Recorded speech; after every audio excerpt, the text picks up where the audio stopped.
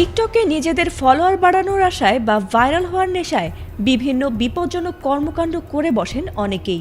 আবার ভিডিও বানাতে বানাতে এতটাই মগ্ন হয়ে পড়েন যে তাতে করে অসাবধানতায় যা ঘটে তা বোধ হয় কারোরই কাম্য নয়। তেমনি দুই তরুণী ছাদে দাঁড়িয়ে গানের তালে তালে বিভিন্ন অঙ্গভঙ্গি করে টিকটক ভিডিও বানাচ্ছিলেন, কিন্তু এরপরই হঠাৎ সেখানে ঘটে যায় এক অনাকাঙ্ক্ষিত ঘটনা।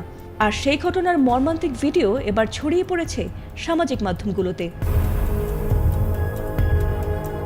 বর্তমান যুগে টিকটক ভিডিও বানান না কিংবা কখনো দেখেননি এমন মানুষের বোধ হয় খোঁজ মেলা ভার। আর দিন দিন তরুণ তরুণীদের কাছে বেশ জনপ্রিয় হয়ে উঠেছে এই ভিডিও প্ল্যাটফর্মটি।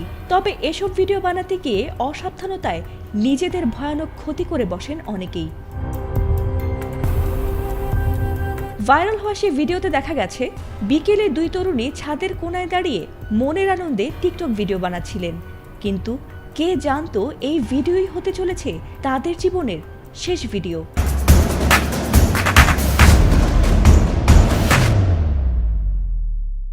হঠাৎ অসাবধানতায় খুব কাছে থাকা উন্মুক্ত বৈদ্যুতিক লাইনে লেগে যায় তাদের দেহ, আর মুহূর্তেই বিদ্যুতায়িত হয়ে তারে জ্বলতে থাকেন ওই দুই তরুণী, যা দেখে স্তব্ধ গোটা দেশ। তবে সবচেয়ে মর্মান্তিক এবং ভয়াবহ বিষয় হলো এক পর্যায়ে তারা আগুনে জ্বলতে জ্বলতে বিকট শব্দে নিচে পড়ে যান। এই ঘটনাটি কোথায় ঘটেছে তা নিশ্চিত হওয়া না গেলেও অনেক নেটিজেনের মতে ঘটনাটি ঢাকার যাত্রাবাড়িতে ঘটেছে।